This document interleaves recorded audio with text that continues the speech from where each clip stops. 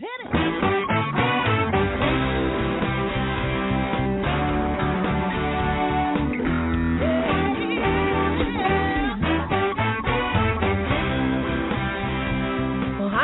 And welcome to Alzheimer Speaks Radio. I'm your host, Lori LeBay, and I'm so excited that you're joining us today.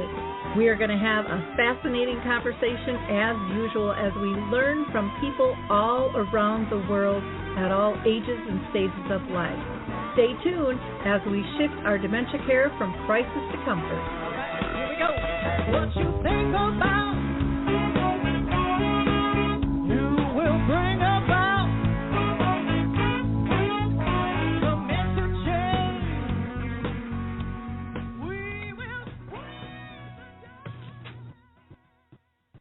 Well, hi, everyone, and welcome back to Alzheimer Speaks Radio. I am your host, Lori LeBay, and I'm thrilled you are joining us after our Memorial Weekend, where we honored those who lost their lives to protect us. For those of you that are new, our show is really about sound information, not just sound bites. We talk with real people in the trenches making a difference, from those diagnosed to researchers and everyone in between, including those that care, both family and professionals, as well as advocates. And today we're going to be talking with some artists. And we're going to have a fascinating conversation with our guest, who has just launched a play that you can still participate in and get tickets to. But before I introduce Mary, I like to do a few shout-outs. And the first one I wanted to shout out to is the Mark Arneson Band. I'm so grateful for them allowing us to use their song as our opening music. And you can download Clarion Call on any of your favorite music platforms. Also, a big shout-out to Dementia Map, which just keeps growing every day. It's a resource directory that is free for anyone to use, and no personal information has to be given in order to access that. There's over 150 different categories that you can search. There is a calendar of events, which has lots of great resources that you can attend and get information there, as well as a glossary of terms and a blog. So check that out. Or if you have a service, product, or tool, feel free to join. There's a free plan as well as enhanced. For those of you looking for support, Arthur's Memory Cafe continues to be virtual. We meet the second and fourth Wednesday of the month at 1 o'clock Central, so that would be 2 o'clock Eastern, noon Mountain Time, and 11 a.m. Pacific Time. Anyone is welcome to join. That is for people living with dementia, typically early to mid stage, along with their care partners. And then if you're in Minnesota, I do a collaboration with Brookdale North Oaks, a Caregiver Connect program that is the last Wednesday of each month from 11 to 10 a.m. Central at the Shoreview Community Center. And they also have respite at that time for people living with dementia, again, early to mid stages on that. And then coming up, August 15th through the 18th, is the Memory Camp at Moon Beach in Wisconsin. So if you are interested in that, please call 715-479-8255. And then, of course, I still like to mention that Maud's Ventures is out there. They are giving seed money, $50,000 to $100,000 away for 3 different categories.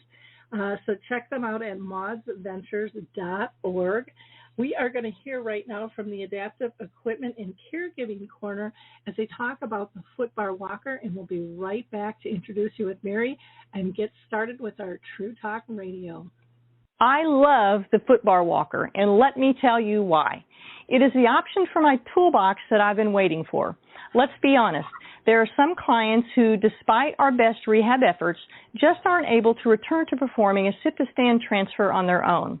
Now I can offer my caregivers an easier, safer option that doesn't involve hoisting their loved one up from a sitting position. I don't recommend this walker for all of my clients, but I do recommend this walker for those caregivers looking for an easier, safer option with transfers. I would also encourage other therapists to add this walker to their toolbox. It's kind of like having my own mobile parallel bars for the client to pull up on. Whether it's a family caregiver at home helping a loved one with Parkinson's or dementia, CNAs in a long-term care facility assisting their patients, or therapists adapting to client and caregiver-specific needs, we now have a very safe and effective option to offer in the Footbar Walker. Check this product out at thefootbarwalker.com. That's it for today from Adaptive Equipment and Caregiving Corner. Have a great day, and don't forget, if you can't do it, adapt it. If you haven't visited the Adaptive Equipment and Caregiver Corner, please do so. They have all kinds of great videos and things that will surprise you that can really help you throughout your day. Not just dementia related either. If you broke a hip or had a knee replaced, all of those fun things are in there as well. So let's talk today about who we have back with us. First of all, I adore this woman. She is my co-facilitator of our Arts in Dementia educational panel that we do on a quarterly basis. Mary Crescenzo is the author of Planet Alzheimer's Guide, 8 Ways That Art Can Transform the Life of Your Loved One and Your Own. She is a public speaker and an advocate for the arts, and engagement with people with Alzheimer's and various types of dementia. She also is a playwright of Planet A, and this is a play about the inner world of Alzheimer's. Mary is also an AlzAuthors member, and she is just a sweetheart and a half. So I am just really thrilled to have you back with us, and I can't wait for our audience to learn more about your play, Mary. So welcome to the show. Mary, are you there? Hello, Mary. Well, this is interesting. I'm not quite sure what happened because we had her on the phone before. So, Mary, if you want to go ahead and call back into the show, I'm not quite sure how we lost her, but it looks like I'm going to just go ahead and disconnect her to know that we for sure have lost her. Well, we just had a new moon. New moons and full moons do all kinds of funny stuff with my technology, so maybe this is a day where that is going to happen again. I can see my studio. Everything is clicking along, and we will try to get Mary back on the line again here and see what happens. So bear with me as this probably does a little click, click, click. Here. Hi, this is Mary. And Paul. Leave a message. We'll get back to you right away. At the tone, please record your message. When you have finished recording, simply hang up or press pound for further options. Hi, Mary. It's Lori. Oh, I see you called in on another line here. Mary, you there? Well, we got disconnected. Yeah, I was saying hello, and it wasn't going anywhere. So I booted you out so that you would know that you weren't connecting. I don't know what happened. It showed that you were there, but I apologize on that. That's okay. Do you want to? No, we're connected now, so we'll just keep going. Okay, great. Great. So Thank you. I had just introduced you and said how excited I was to have you there, and I pulled you in, and it was like, Mary, are you there? Hello. Technology. I heard that busy signal. Oh, technology. I'm well. At its finest. Good. Well, I'm going to have you first tell people, because I always ask this question, even though we've had you on the show before, we always get new listeners.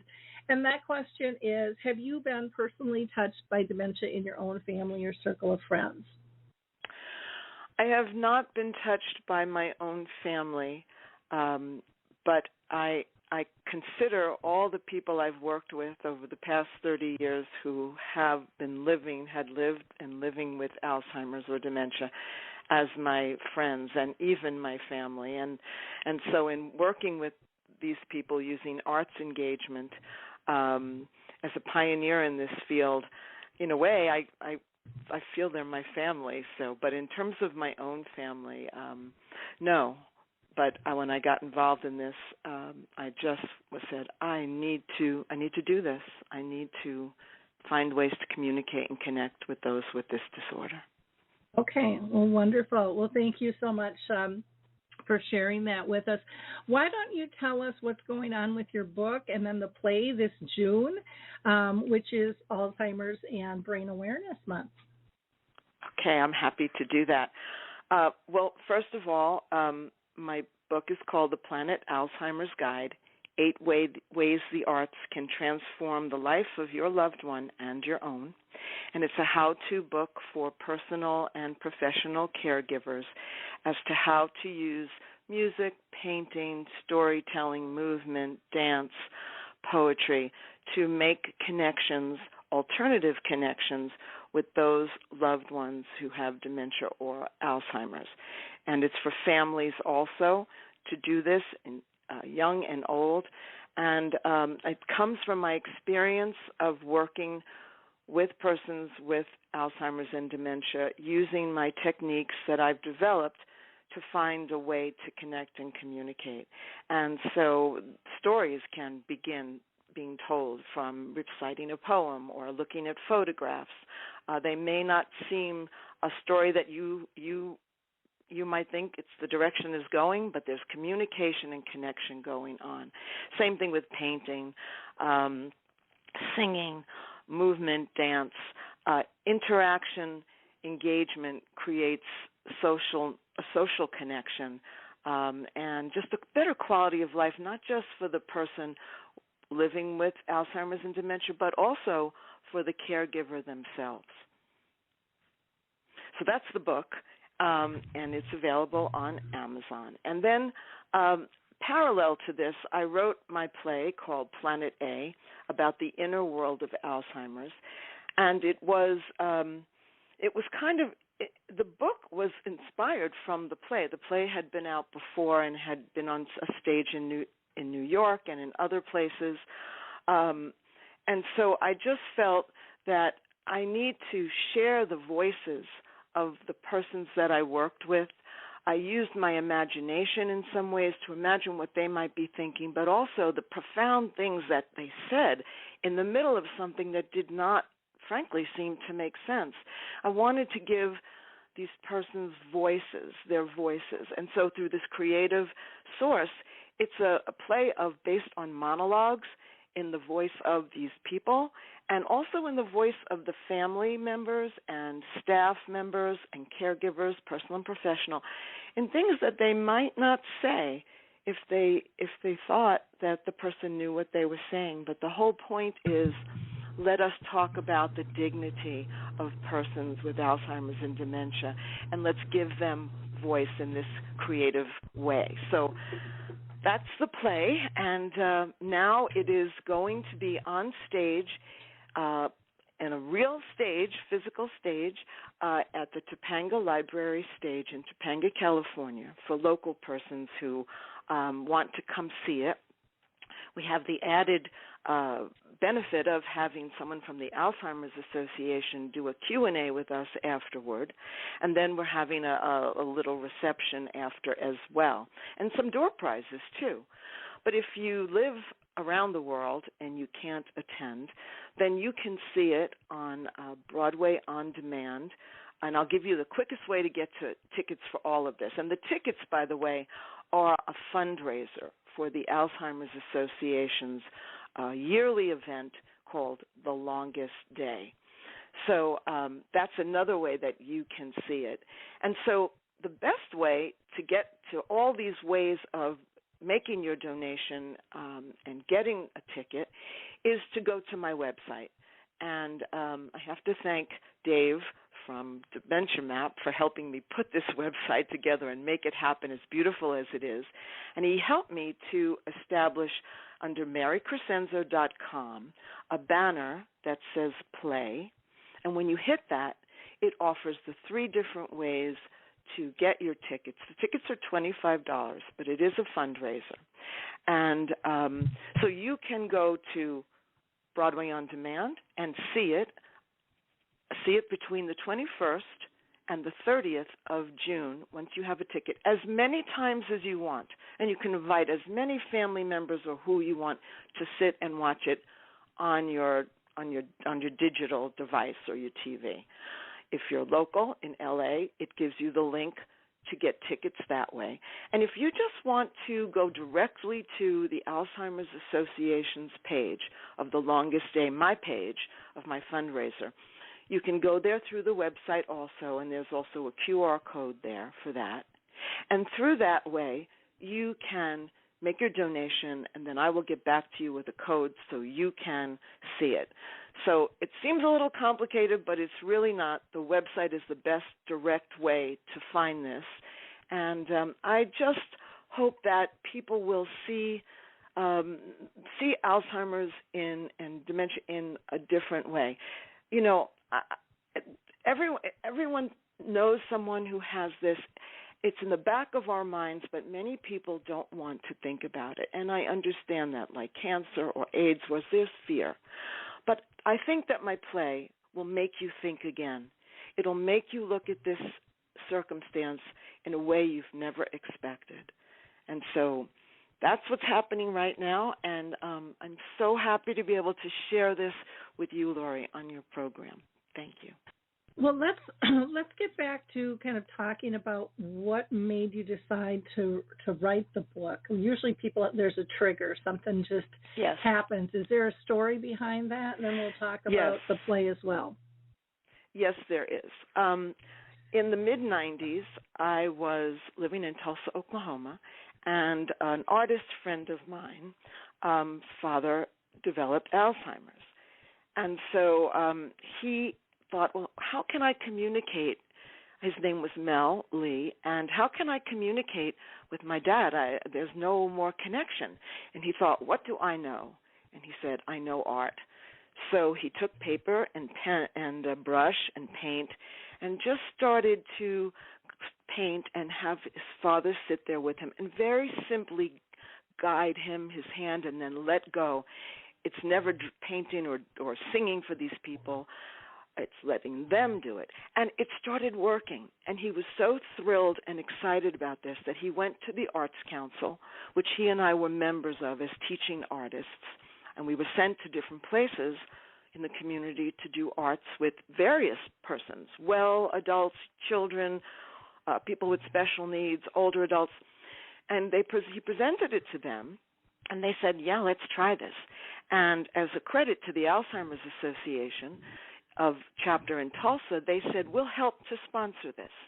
And so I was trained by him, and the biggest trigger was that I went to an exhibit that he had, because he started doing it with other people as well, and it was art exhibit in a gallery of artwork, paintings by those with Alzheimer's and dementia, and I just was taken aback. I'm like, this is amazing. Look at the voices on these people. Look at their unique style. I know everyone has the creative spirit in them, so I need to be a part of this. And so that's when he trained me. And so I got involved, and then I expanded it to creative writing for caregivers to give them respite, relaxation, and revelation, and also expanded it to the music, the storytelling, the poetry, and the dance. And I always say to myself, see what happens. And it worked in various stages as well. But you know, Lori, there's one other thing I need to mention, and I'm just kind of smiling as I'm saying it. This really started when I got out of high school. I graduated with an art major, and I was ready to go off to college and needed a summer job. And I saw this ad for teaching arts and crafts at a nursing home. I could walk to it from my house. I always loved older adults, I guess because I had a great relationship with my grandfather, who I lost early in my life. And so, so with that emotional connection, I applied, and I got the job. And now here I am, just out of high school, in a room with a bunch of older people. Some had dementia, but I don't even know if it was diagnosed as that. But I knew about art, and I started doing painting and singing, and I loved it. And so that was 1967. Jump to 1994. In between, I have a career of teaching and as a singer, which I still do, as an actor, etc., involved in all the arts professionally. And then it came up again through Mel and his dad. And I'm like, yeah, I can do this. So that is my crazy, wild story, and I will never regret a moment of it. Wonderful. So taking the book and all that you've learned, through your experiences, and then making a play. That's another huge leap in time commitment there. Was there a trigger point for you with that as well? In terms of the play? Yeah. Yes. Yeah, and the trigger point for that was the inception, but the trigger point was for the book, first of all, if I may say, is I wanted to have everyday people who are caregivers, professional and personal, to be able to do what I did. I know that anyone can do this. I just have to say I can. And so the trigger for the book was, let me write this book so other people can go step by step, and in between my stories and 40 photographs in there, that they can use art with their loved one. So that was the trigger for the book. I wanted the world to be able to do this because I can't be in all these places at once. And so that was important for me. In terms of the play, when I did work, backing up, when I did work with these persons at care centers, I would come home crying in the car. I was so overwhelmed. I was so just taken by this. And I just got home and thought, what can I do to get my feelings out? So I started writing persona poems in the voices of each person. And that made me feel better because I felt I could give them some voice. And little by little, these poems evolved into this play. As I mentioned, I was an actor as well, and I thought, this is, again, something I need to share with others. And so that was the trigger for that. The very first time it went on stage in New York was on 44th Street on 9th Avenue in a festival. And I called it the Alzheimer's Monologues. But a lot of people didn't want to come see it because of that. And they're like, oh, no, I don't, that's nothing I want to see. So I kind of changed the name after a while. But everyone in that audience, in that dark space, at the end, there were tears. I could hear them sobbing. And I thought, I can't let people leave the theater like this. And that's when I got the Alzheimer's Association involved to have a Q&A afterward, because people had questions, and they were there to answer them. So that's the trigger for all of that and how those two major projects in my life came to be. Wow, what a gift to the world both of these are. It's amazing. And I love how, when I had mentioned in your intro that you also co-facilitate the Dementia and the Arts group with me. And yes, you are so open to still learning. You were like, yes, I could add that to the next edition. And thank you so much for sharing. Because it's such a wide expanse in terms of outcomes and possibilities. I mean, it really is endless. And so one of the things that I love about you is not only your ability to share and do it in unique ways, but you're always intrigued on learning and empowering others to do more. And that is that's a beautiful thing to witness and to be able to see. And through your work, I think you teach others how to do that as well. How to kind of get out of the grief and the loss that's pounded into our heads that this is how this disease is going to be. And you're saying, hey, there's a lot of beauty to be had here. There's a lot to celebrate, and there's a lot of ability still within every body, no matter how abled or not they are. They can still be creative and they can still succeed. We, as care partners and those supporting them, just have to allow a space for them to be able to do that and develop that. And I think in a consistent fashion where it's ongoing, where it's not just a one-off thing. That is so important. That is, if I may, that is so important. It's not a one-off thing. It's something. It's developing this new relationship, this different relationship, and do it once a week, do it twice a week. You have so many other things to do that are practical, necessary. Give yourself a break too, and try these forms of arts engagement. And I must say, I so love being part of your show and co-hosting those panels with you. Because, as you say, I'm learning, and I'm amazed at the various forms of art, and I just love talking with persons with Alzheimer's and dementia in what they do and what they know. Who knows better than they do, right? Exactly. And it's always so rewarding, and you're right. I'm like, next edition, I'm going to add that. I didn't think of that. So thank you for letting me be a part of that. Oh, yeah. Now, one of the things that you have as a statement that goes with your play, Planet A, is, and I think it's really interesting, but I want you to explain it to our audience, how you kind of came up with this subtitle of Mind, Memory, and Unintentional Masquerade. Okay. Well, as I think about those that I've worked with, and I think about Alzheimer's and dementia, I know it is of the mind. I know that it has to do with memory sometimes sparked and regained, sometimes not there, sometimes lost. But the unintentional masquerade, it's as if there is a mask. This disease creates this mask, and not for their perception, but the perception of others, to see that this person is now someone else. And it's not intentional because it's the disease, but I want to be able to remove that mask, and I might not see the person that I knew if I was a care partner. It's difficult. It's difficult for someone who knows someone in a different state of mind, a different frame of mind. But as a caregiver, care partner, I want to be able to have that mask removed.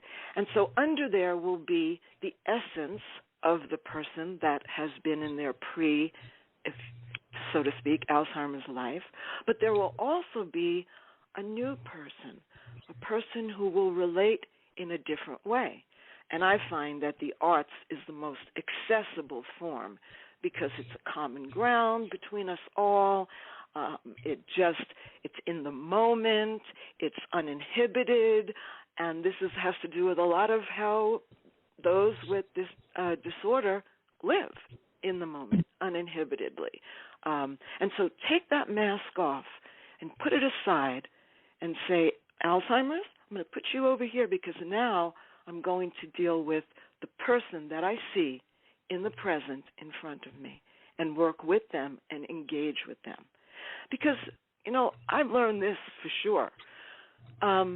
We only have the present, and we all know that, but we go around our busy lives. But when I was working with persons living with this disorder, they reminded me every day that this is all we have right now, you and I.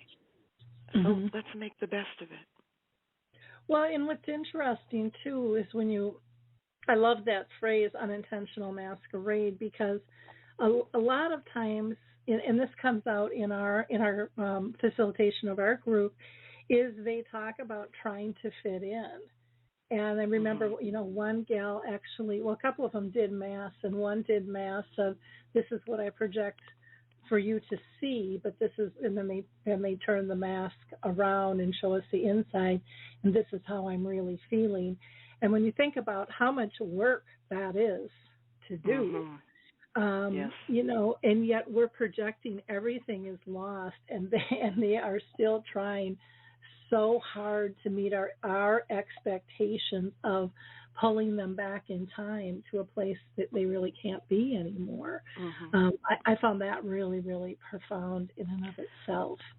Yes, and powerful too, and so powerful. One of my other phrases has always been, Alzheimer's is a dance. They lead, we follow. Yeah. It works best if they lead and we follow, and we trip up, literally, when we try to lead and make them follow us. Right. And sure, exactly. It's be where they are at the moment. And isn't that where we really need to be for ourselves and for those that we encounter? So I've learned so much just from working in this space, in this world. Well, and haven't you found, too, that what's good for dementia is really good for all of your life? I mean, it's absolutely one life lesson after another, and I think that's one of the beautiful things is they show us we are much more alike than different. So stop stop ignoring, the commonalities that we have, and recognize and appreciate and love those and lift those things instead of focusing on the differences, because we're all different. None of us are, a clone of another, and boy, would that be cool, to begin with. And knowing, like you said, that all of them have lessons to teach us that are really, really powerful. Yeah, yes, and they also it teaches me, and it teaches through the arts itself, because this person could be nonverbal, or even if they are, they might not really be speaking in a way I understand, but I'll put music on, and this is widely known at this point in time, in 1994 and even in 67, like, what? What are you trying to do then? But currently, as we know, that music will shine a light. You'll see a spark of light in the person's eyes. They'll move to the music. They'll sing the song. Now we can talk about, this is Sinatra, or this is, and it's not for me to judge what that person opposite me is getting from what I'm saying. It's not for me to say, they don't understand. They don't know what I'm saying. It's not for me to do that. And it's also not for me to try to figure out what is going on in their mind at that moment. The disease is still a mystery in many ways. So, yeah, I want to be open to that. And when they paint, you can see that the artwork is so specific to them. It's what's called a voice in art. This is a stamp of their life, their legacy. And they love it. They're smiling. They're talking to one another. It goes same thing for music, telling stories, reading a poem from their era. I remember when there's the good, the bad, and the ugly of this, and I know that so many people are doing so many wonderful things in care homes, etc. But I walked in, and I saw people lined up in front of the television, and I'm like, no, I'm here to engage, and I know that, and so we did. And I got some resistance, and others I got like awe. And so I understand that family members, et cetera, they get to a point like, what do I say? What do we do in this time that we're sitting together? This is what you do. You find the creativity in yourself and in them. And it may not work the first time. You got to be patient, but you have to be there, and it will come. Yeah, it's kind of what I call living to be playful again, because we are so busy and so structured in this world. And even when we relax, it's structured. It's like, okay, I'm going to take a break from here to here to here. Yes. And it's kind of asinine the way most people live these days. And to me, one of the biggest gifts my mom gave me was getting me to slow down, and back in the day put down my pager when it was separate in my phone, and just be quiet. Quiet was okay, and taught me the peace within that, and then looking for joy in very different ways. And when you slow down and start looking at people, pretty much anybody, I think, and disagree with me because you've seen much more of this than I have, but when I see anybody being creative, there's just a glint in their eye. I mean, there's a connection somewhere else that's different, and you can see their whole body is engaged. Absolutely. At whatever level they are able to be at. And, that's a gift to be able to recognize that and see that. And to me, it always gave me great hope, and kind of stomped out that fear press stamp that goes with the stigma of dementia, that they're not able. They're not able. They're not able. They're not able. Yes, they are able. And it's up to us to look and to empower and to make modifications so that they can be able on whatever level fits their needs, just like we do with anybody else going through a different stage. Maybe it's a stroke, maybe it's a small child, maybe it's someone in an accident, and it's a rehab and just a process. But it's all a process of it's all process. And yet, very true. But yet, with dementia, that hasn't been embedded in most people, that it's a process. And everyone can partake in that process. You don't have to be a nurse or a doctor to do a lot of different things that's called living life and experimenting. And also, I think one of the traps we fall into is saying, well, her husband can't do that, so my husband can't do that, or and we compare, and everybody is so different, and that's a beautiful thing to be able to see. Or I'm sure you've heard too, well, they've never done art, they've never liked art, they can't do art. Yes. Why would you think with dementia they could do art? Are you a crazy person I'm talking to? Oh, yeah. They might not come out and say those words, but you can see it in their eyes, like, get out of here. You're exactly. And I think that comes also from the person themselves doubting that they might be able to do art. I know there are people that are listening right now who are saying, well, this sounds all well and good, but I'm not an artist. I can't. How can I follow your guidelines? You're the artist. I mean, I can't do this, so if I can't do this, how can they do it? But that's the mindset that I hope can change, to say that, yes, I can. And I think you and I mentioned this at one time together in one of our conversations. I think it stems from, and I know that it stems from when we're young, that someone will tell us, whether it's a teacher, a peer, a sibling, a friend, a so-called friend, someone will say to us, oh, you can't draw. Oh, no, don't sing that loud with the kids, with the other kids. Because, I have heard these stories. And once that's told to us that we can't own art in our own way, which is so wrong because we all have that creative spirit in us, once that's told us, we lock down on that. And if you can open that up to the possibility as a care partner, even as anyone in life, then the possibility will not only be bloom from your interior garden, so to speak, but from that of the person, that your loved one that you would like to engage with more. It's just let's see what happens. That's why I always say, let's see what happens, and good things happen. Well, I've told this story on the show before when we talked about music, but my dad, I'll never forget my dad saying in the car when I was singing along, he said to my mom, "Can you make her stop?" Just because my voice was not good, and and I had a girlfriend in the choir going, "Can you just knock it?" I can't remember if it was knock it down or knock it up an octave, and I'm like, I don't know how to do that. I don't know how to do that. And it was just kind of funny, but I also remember a friend of mine, and we were on a road trip, and I was singing, and he just turned to me and he says, "I love the way you sing." Oh, I love that. And I said, "That's great." But I said, "I have a horrible voice.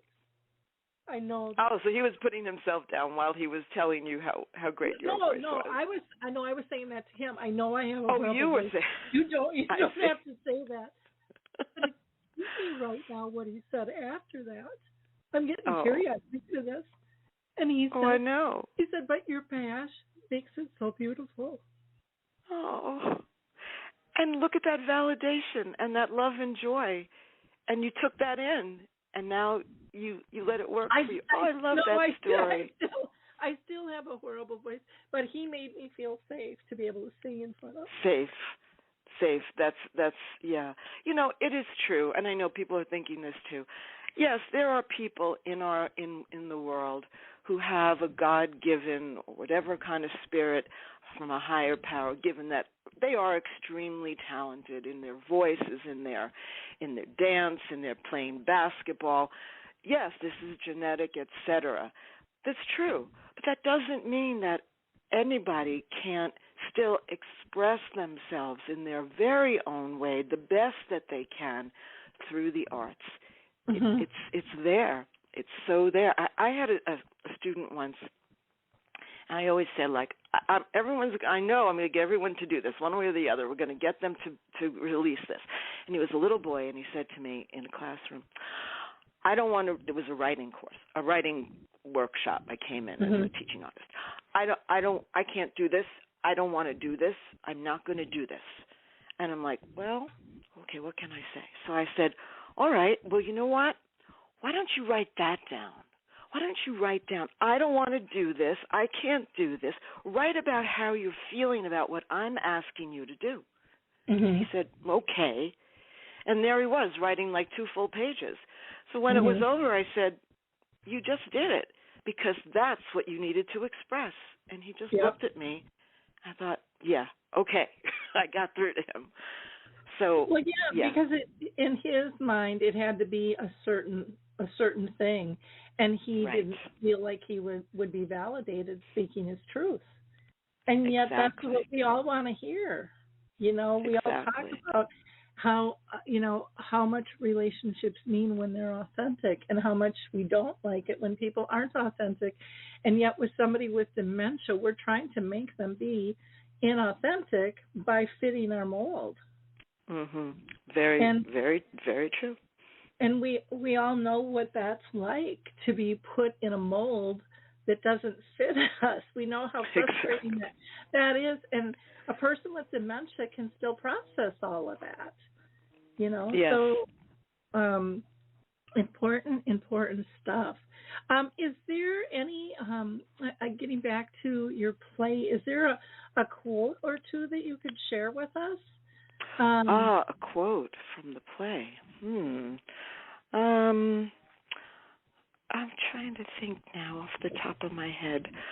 Oh my goodness. A quote from the play.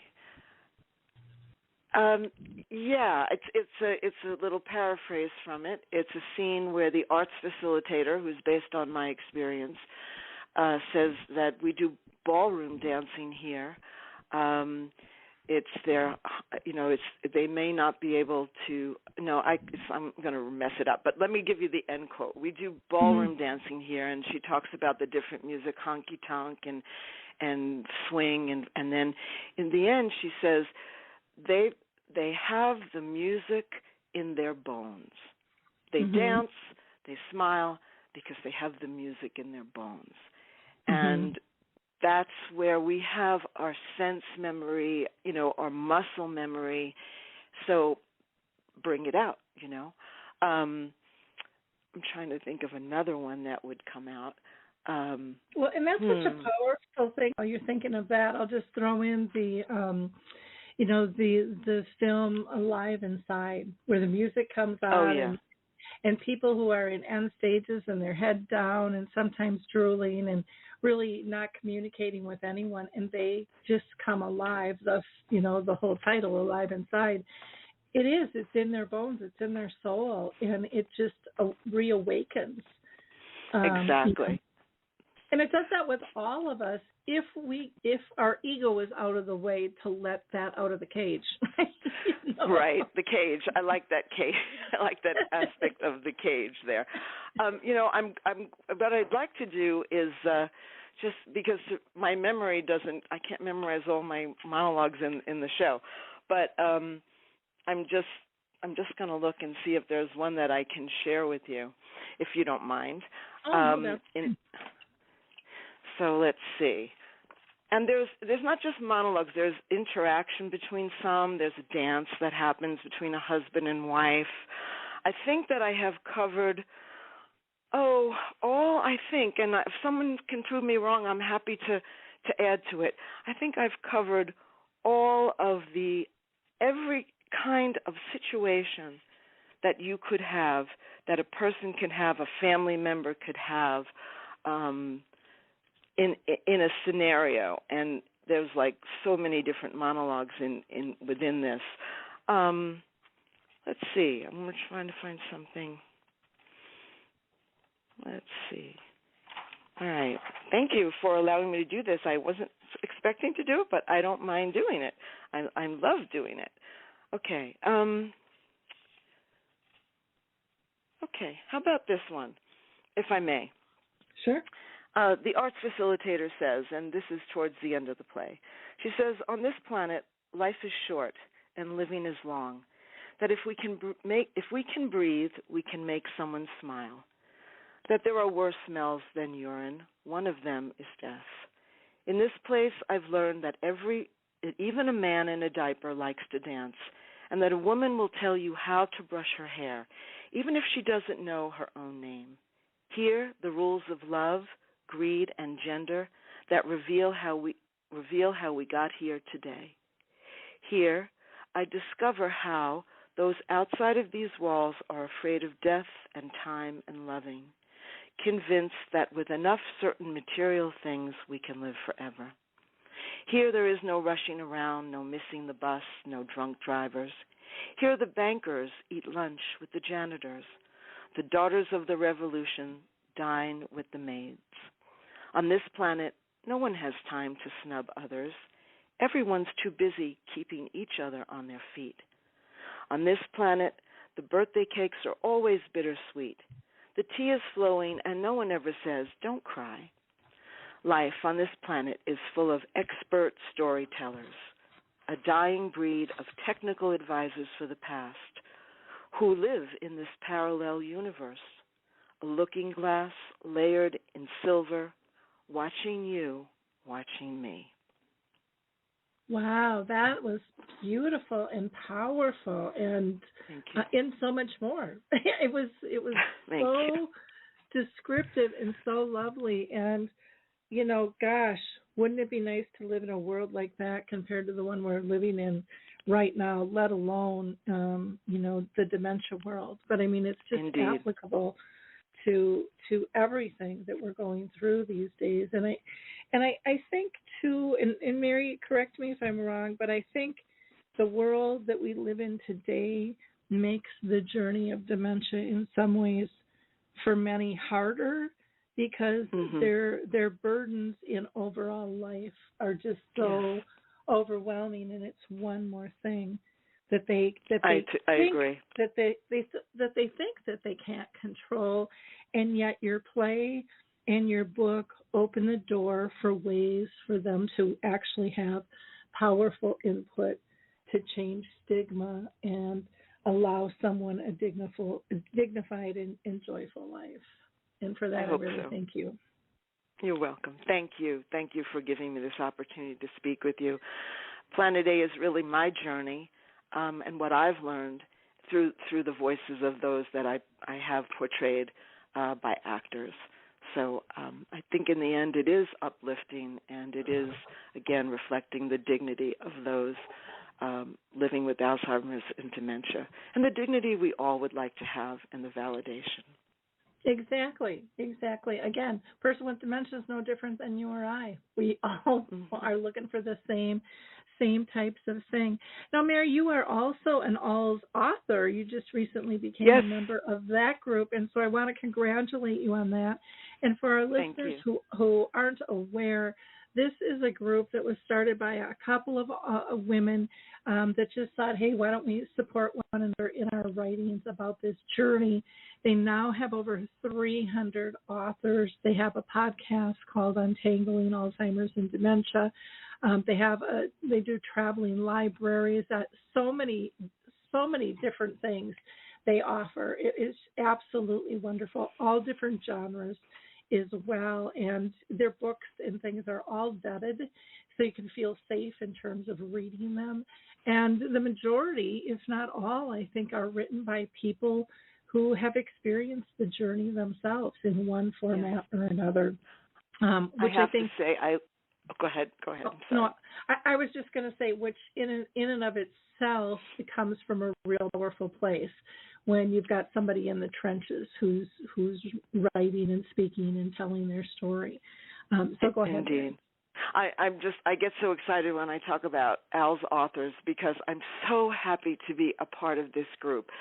These people are so selfless. They are so motivating inspirational to new writers, to people. It's like, again, this is another family.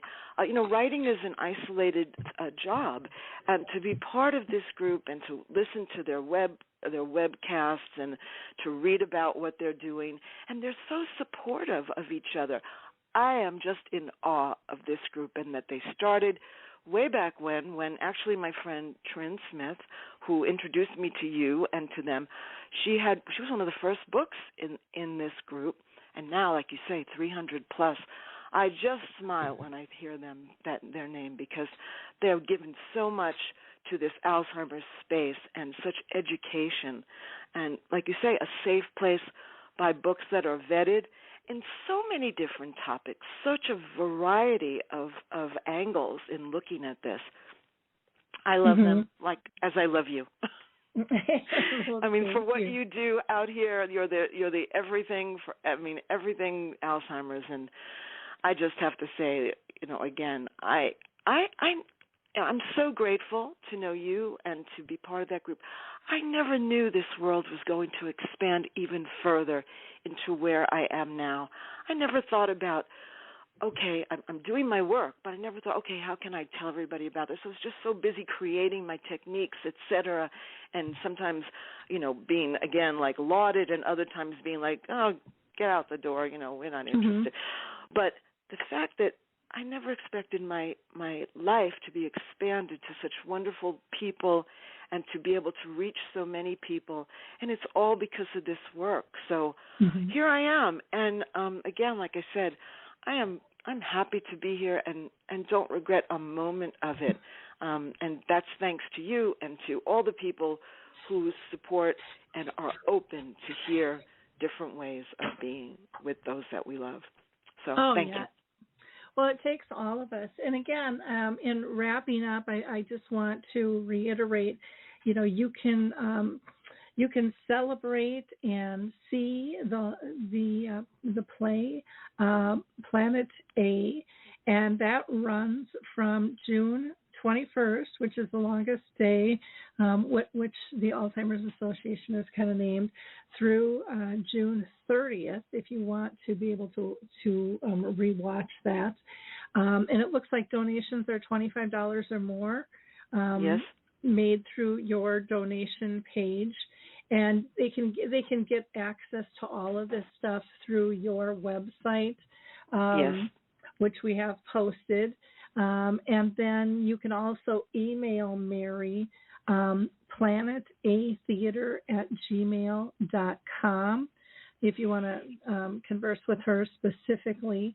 And this is also listed, I believe, on the Alzheimer's Association page as well. And you can always purchase her book on Amazon. So lots of different ways to get this, but all the information, again, we have listed on the radio show page. We've got it on the blog. But again, you can go directly to Mary's site, and that is Mary, Mary, and her last name is CrescenZ as in zebra O.com. So Mary, thank you again for your time and your diligence and just sharing all you do. It's quite amazing to, watch you work and see you just continue to expand to make the world a better place. Really appreciate it very much. Thank you. Thank you so much. You're welcome. And also, if somebody wants to contact me, ask me any question about the book or anything, there's a contact page on the website as well, and I'm here to answer your question. So thank you so much. Thank you for having me today. Well, great. And I just want to let our audience know also on Thursday we're going to be having an open mic. So if you have a story to share, if you are a person living with dementia, family member or friend, a researcher, an advocate, an author, anything, dementia and caregiving is welcome on the show. We just ask that we have a respectful conversation and open people's minds and hearts into what is possible and what are the needs out there. And it's a fun time. And I would also encourage you to subscribe to Alzheimer's Speaks Radio and also share this, because there are people in your circle that you don't even know that are dealing with dementia, because it's a tough conversation for people to have. There's an embarrassment that can be attached to it and stigmas.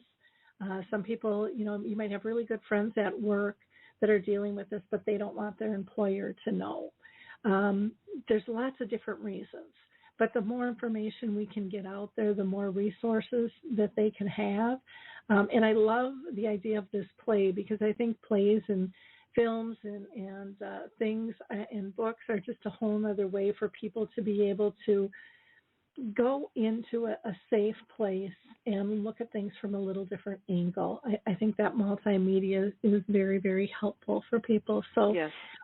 Please like, click, and share. And again, go to Mary's site.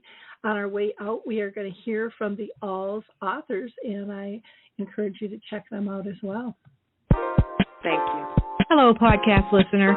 If you're caring for a loved one with Alzheimer's or dementia, you'll want to check out AlzAuthors, the global community of authors writing about Alzheimer's and dementia from personal experience. We have the most comprehensive collection of hundreds of carefully vetted books and blogs covering all types of dementia and caring situations. Our authors' personal stories and painfully learned lessons can help you on your own journey. We also offer a fabulous podcast called Untangling Alzheimer's and Dementia, which you can find on any of your podcast platforms. Remember, you are not alone. One can sing a lonely song, but we chose to form a choir and create harmony. Find us at AlzAuthors.com.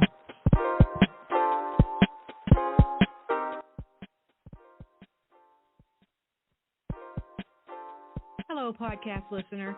If you're caring for a loved Hi, I'm Lori LeBay, and I wanted to tell you about Alzheimer Speaks, which is another great podcast. You see, my own mother lived with dementia for 30 years, and I felt lost. Did you know every 3 seconds someone in the world is being diagnosed with dementia? Odds are it's going to hit your families too. We want to help you connect to services, products, tools, research, and stories so you can be prepared. Please subscribe to Alzheimer Speaks on your favorite podcast platform.